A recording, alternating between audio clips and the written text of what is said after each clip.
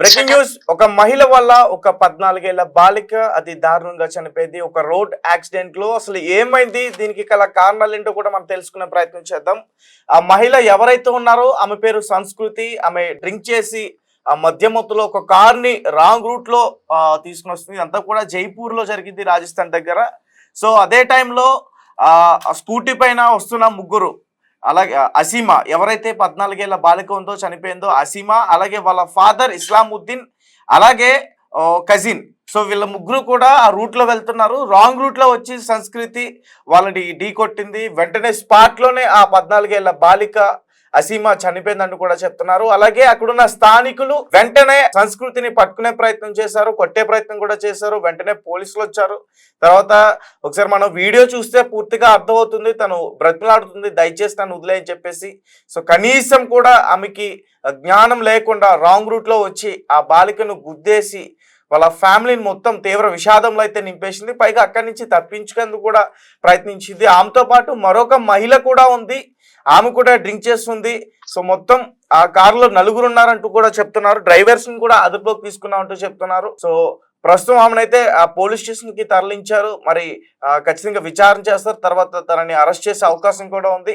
అసలు పూర్తి విషయాలు ఏంటో మనం తెలుసుకునే ప్రయత్నం చేద్దాం. ప్రస్తుతం ఇదే విషయాన్ని మనతో పాటు డిస్కస్ చేయడానికి మా ప్రతినిధి ప్రియాంక ఉన్నారు. ఒకసారి ఆమెతో మాట్లాడే ప్రయత్నం చేద్దాం. ప్రియాంక, చెప్పండి, అసలు ఏం జరిగింది, ఎలా జరిగింది, వాళ్ళు ఎక్కడి నుంచి వస్తున్నారో అసలు ఏంటి? యా తేజ, 14-year-old అసీమా ఈ యాక్సిడెంట్ లో చనిపోవడం జరిగింది. పూర్తి వివరాల్లోకి వెళ్తే ఇది రాజస్థాన్ జైపూర్ లో జరిగింది అనమాట. అది రాత్రి మిడ్-నైట్ 12:30 టైంలో అయ్యింది. మొత్తం రీజన్ ఏంటి అని అంటే కనుక సంస్కృతి అనే ఆవిడ కార్ డ్రైవ్ చేస్తూ, అది కూడా డ్రంక్ అండ్ డ్రైవ్ లో ఎక్కడ తను దొరికిపోతుందో అని చెప్పి భయానికి ఆల్రెడీ పోలీసులు అక్కడ డ్రంక్ అండ్ డ్రైవ్ పట్టుకుంటూ ఉన్నారు. అది తప్పించుకోవడానికని రాంగ్ రూట్ లో తను రావడం జరిగింది.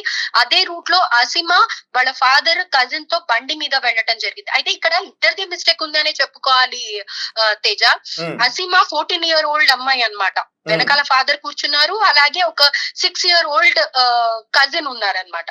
అండ్ ఇక్కడ ఎవరైతే యాక్సిడెంట్ చేశారో సంస్కృతి, తను డ్రింక్ చేసి రాంగ్ రూట్ లో రావటం.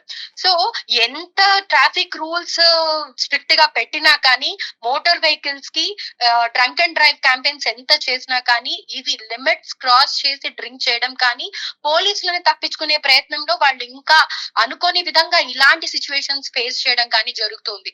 మామూలుగా అయితే పోలీసుల ప్రకారం BSE యాక్ట్ కింద 30 milligrams ఆల్కహాల్ 100 ml బ్లడ్ లో ఉంటే గనక డెఫినెట్ గా వాళ్ళకి పనిష్మెంట్స్ ఇవ్వడం జరుగుతుంది. మనకు తెలుసు ఆల్రెడీ 6 months నుంచి 1 year వరకు ప్రిజన్ లో ఉంచుతారు. And at the same time fine కూడా 10,000 అనేది పెట్టారు. ఎందుకు అంటే అది ఎక్కువ అమౌంట్, భారం అవ్వకూడదు, ఎవరైనా ఈ 10,000 అమౌంట్ కన్నా భయపడతారు అన్న ఉద్దేశంతో ఇంత ఫైన్ పెట్టడం జరిగింది. అయినా కూడా భయం లేకుండా ఇలా డ్రింక్ చేస్తూ, మగవాళ్లే అనుకోవచ్చు, ఆడవాళ్లు కూడా ఈ మధ్య కాలంలో ఎక్కువగా చూస్తూ ఉన్నాం. అండ్ మీరు కూడా వెళ్ళడం జరిగింది తేజ, రీసెంట్ గా ఒక స్పాట్ లో లైవ్ గా తీసుకొని వచ్చారు ఆడవాళ్ళు ఇలా యాక్సిడెంట్ చేయడం గురించి.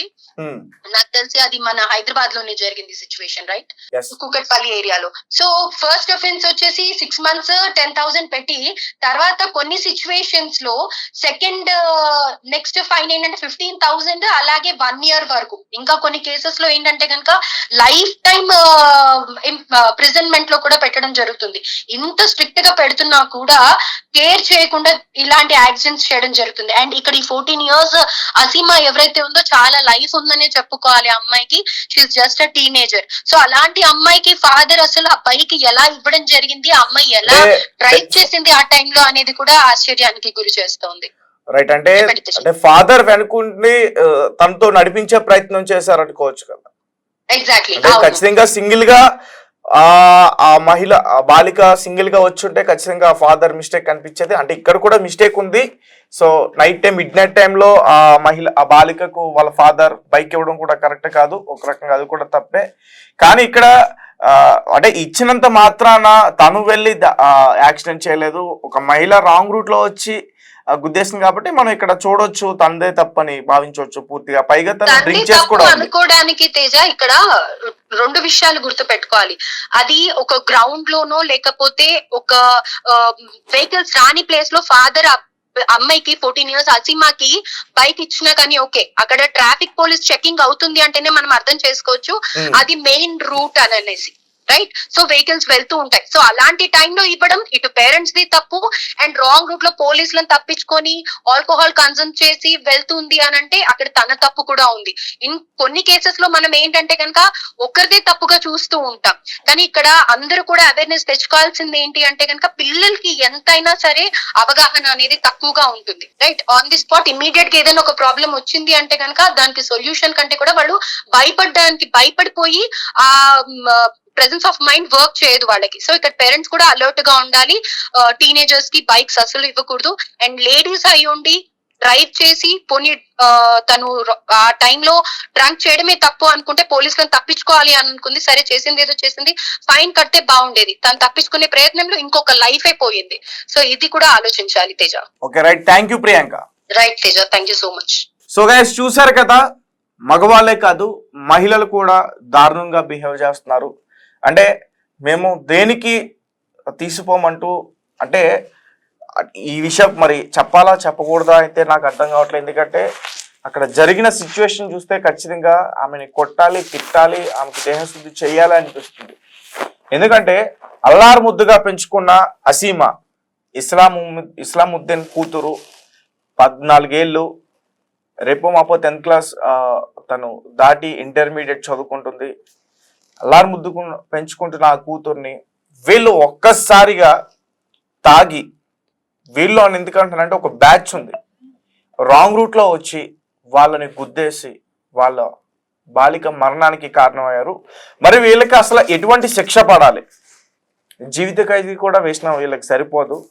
ఎందుకంటే లైఫ్లో ఏం చూడని ఒక బాలికను వీళ్ళు దారుణంగా చంపేశారు, గుద్ది చంపేశారు. సో కాబట్టి ఈమెకి ఉరి శిక్ష వేస్తేనే కరెక్ట్ అని నాకు అనిపిస్తుంది. అండ్ చాలా మంది నెటిజన్స్ కూడా అలాగే కామెంట్ చేస్తున్నారు. దీనిపైన చాలా మంది కూడా రియాక్ట్ అయ్యారు.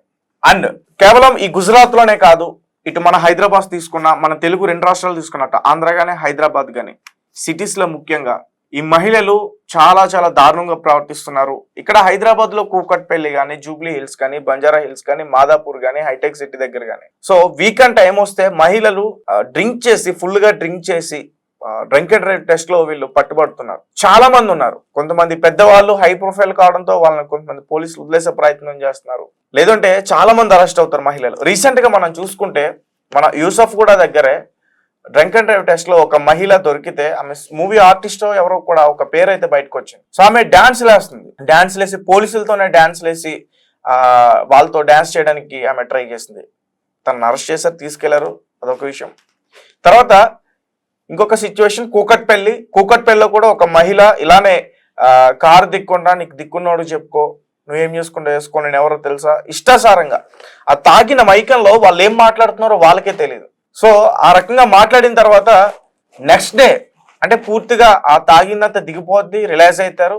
సో తర్వాత పోలీసులు కాళ్ళు పట్టుకునే ప్రయత్నం చేస్తారు, మీడియా వాళ్ళ కాళ్ళు పట్టుకునే ప్రయత్నం చేస్తారు. లేదంటే మేము చనిపోతాం, మేము సూసైడ్ చేసుకుంటాం, దయచేసి ఆ వీడియోని, అవి క్లిప్స్ని డిలీట్ చేయని చెప్పేసి బ్రతిమలాడతారు. నిజంగా జరిగింది, నాకే జరిగింది.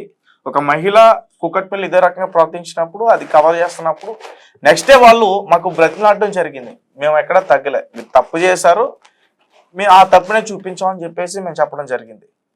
సో మీ అందరికీ బాగా తెలుసు, గుజరాత్లో కూడా ఒక మైనర్ ఒక లా చదువుకుంటున్న స్టూడెంట్స్ని ఏ రకంగా వాళ్ళని గుద్ది చంపేశాడో. ఎనదర్ రౌండ్ అని ఒకటి బాగా హల్చల్ అయింది. అది కూడా రీసెంట్గా జరిగింది, ఒక 1 month బ్యాక్ గుజరాత్లో జరిగిన సంఘటన ఇది. సో చాలా దారుణంగా డ్రింక్ చేసి మరి గుద్దేశాడు. తర్వాత తను రిలైజ్ అయ్యాడు నెక్స్ట్ డేకి. అంటే తాగిన మైకంలో మనం ఏం చేస్తున్నామో మనకే అర్థం కాదు. కాబట్టి అందరూ కూడా జాగ్రత్తగా ఉండాలి. అండ్ ముఖ్యంగా ఇక్కడ మహిళల గురించి మనం ఎక్కువగా మాట్లాడుతున్నాం. మహిళలు ఎక్కువగా తాగి నడుపుతున్నారు, బళ్ళు కావచ్చు, కార్స్ కావచ్చు. అండ్ పబ్బులు కూడా ఎక్కువ వెళ్తున్నారు. వాళ్ళు డ్రైవ్ చేసినా చేయకపోయినా పబ్బులు కూడా విపరీతంగా తాగి అక్కడికి వెళ్ళి పడిపోవటం, ఇటువంటివి కూడా జరుగుతున్నాయి. అది మనకు సంబంధించిన విషయం కాదు, అది వాళ్ళ వ్యక్తిగతానికి సంబంధించిన విషయం. వాళ్ళ జీవితం వాళ్ళు పాడు చేసుకుంటే వాళ్ళ కర్మ, మనం ఏం చేయాలి. కానీ ఇక్కడ మాత్రం సంస్కృతి చేసిన దారుణం ఒక కుటుంబాన్ని తీవ్ర విషాదంలో అయితే నింపేసింది. ఆ బాలికని మనం తీసుకురాలేం. 14 ఏళ్ల బాలిక అసీమా 10వ తరగతి చదువుతున్నట్టుంది ఆ అమ్మాయి. రేపో మాపో 10వ తరగతి అయిపోతే ఆమె ఇంటర్మీడియట్ లో జాయిన్ అవుతుంది. అలాంటి ఆమెను దారుణంగా గుద్దేసింది.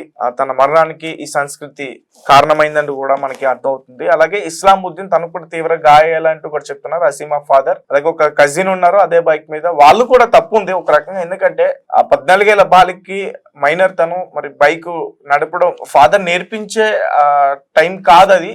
18 ఏళ్ళు నిండిన తర్వాతే నేర్పించాలి తనకి మరి బైక్ ఇవ్వటం. తను అంటే ఎలా అంటే ఇప్పుడు ఎదుటి వాళ్ళు సరిగ్గా రాకపోయినా మనం జాగ్రత్తగా డ్రైవ్ చేసుకుంటే మన ప్రాణాలను కాపాడుకున్నాం. ఒకవేళ అసీమా డ్రైవింగ్ పొజిషన్ లో లేకపోయినా వాళ్ళ ఫాదర్ ఇస్లాముద్దీన్ ఉన్న వెంటనే తప్పించి అక్కడ అసీమా చనిపోకుండా కాపాడే ప్రయత్నం జరిగి ఉండేది. కానీ ఇక్కడ ఫాదర్ నిర్లక్ష్యం కూడా కనిపిస్తుంది. మైనర్ అయి ఉండి తనకి బైక్ ఇవ్వడం, పైగా ట్రిపుల్ రైడ్ చేయడం, అది కూడా ఒక రకంగా తప్పే. అలాగే మనం కూడా చాలా జాగ్రత్తగా ఉండాలి. ఎందుకంటే ఏ టైంలో ఎటువైపు నుంచి ఏ వాహనం ఎలా వస్తుందో తెలీదు. మనం ఎంత జాగ్రత్తగా వెళ్ళినా వాళ్ళు కూడా అంతే జాగ్రత్తగా అవతల నుంచి రావాలి. కాబట్టి జాగ్రత్తగా ఉండాలి. అలాగే పేరెంట్స్ ముఖ్యంగా ఇందులో చాలా మంది వినాల్సిన పరిస్థితి అయితే ఉంది. ఏంటంటే మీరు మీ పిల్లలకి బైక్స్ ఇవ్వద్దు, లైసెన్స్ లేకుండా బైక్స్ ఇవ్వద్దు. ఒకవేళ లైసెన్స్ ఉన్న వాళ్ళకి సరిగ్గా నడపడం రాకపోతే ఇవ్వద్దు. ఎందుకంటే పాపం ఏం చూడండి లైఫ్ లో ఇలాంటి చిన్న చిన్న యాక్సిడెంట్లకి వాళ్ళు చనిపోతున్నారు. కాబట్టి మీరు కూడా ఒకసారి ఆలోచించే ప్రయత్నం చేయండి. కార్స్ ఇస్తున్నారు వాళ్ళకి 15 years 16 years వచ్చేసరికి కార్స్ ఇస్తున్నారు. కార్ నడిపే ఏజ్ కాదు అది. కార్ గురించి, ఆ రోడ్స్ గురించి, ఆ రూల్స్ గురించి తెలుసుకునే వయసు కాదు అది. ఇంకా చాలా తెలుసుకోవాలి. బట్ అవేమి తెలుసుకోకుండానే కార్లు బైక్లు ఇవ్వడం, తర్వాత వాళ్ళు ఇలాంటి యాక్సిడెంట్లకి గురయ్యి ప్రాణాలు విడిచిపెట్టడం, తర్వాత మీ కుటుంబం అంతా తీవ్ర విషాదంలో ఉండిపోవడం, ఇదంతా కూడా అనవసరం. కాబట్టి ఒకసారి గమనించండి. సో ఈ రోజైతే అసీమా లేదు, మరణించింది. ఒక రకంగా వాళ్ళ తండ్రి కూడా కారణం, తనకి బైక్ ఇవ్వడం. అలాగే ఈ సంస్కృతి కూడా కారణం. ఆ సంస్కృతి చూడండి ఎలా మాట్లాడుతుందో, నన్ను వదిలేయండి, నేను వెళ్ళిపోతానంటూ కూడా బ్రతిమాడుతుంది. కనీసం కూడా లేదు ఆమెకి. ఒక ప్రాణాలను నేను తీసాను, ఆ కార్ దిగి అక్కడికి వెళ్ళి చూడాలి, వెంటనే వాళ్ళని హాస్పిటల్కి తరలించాలి, అవేమీ లేదు. అక్కడి నుంచి తప్పించుకోవాలి. అక్కడి నుంచి ఎలా అయినా సరే పోలీసులు, ప్రజలు వచ్చారు, ప్రజలు కొట్టే ప్రయత్నం చేశారు, కొట్టారు నిజంగా. అక్కడి నుంచి తప్పించుకునే ప్రయత్నం చేసింది. అంతేగాని ఒక ప్రాణం పోయిందే నా వల్ల, ఆ ఉన్న ప్రాణాలైనా బ్రతికిద్దామంటూ కూడా తనకు లేదు. ఎందుకంటే తను తాగేస్తుంది. ఇప్పుడు వీళ్ళు ఖచ్చితంగా రేపు పోలీసులను కానీ కోర్టులను కానీ మేనేజ్ చేసే ప్రయత్నం చేస్తారు. సో ఒకవేళ అదే జరిగితే మాత్రం ఖచ్చితంగా దీని పైన పెద్ద ఎత్తున ఫైట్ చేసే అవకాశం ఉంటుంది. కాబట్టి ఈమెకి ఖచ్చితంగా కఠినంగా శిక్ష పడాలి. ప్రాణానికి ప్రాణం అంటే మాత్రం ఈమె ఖచ్చితంగా ఉరిశిక్ష పడాలి.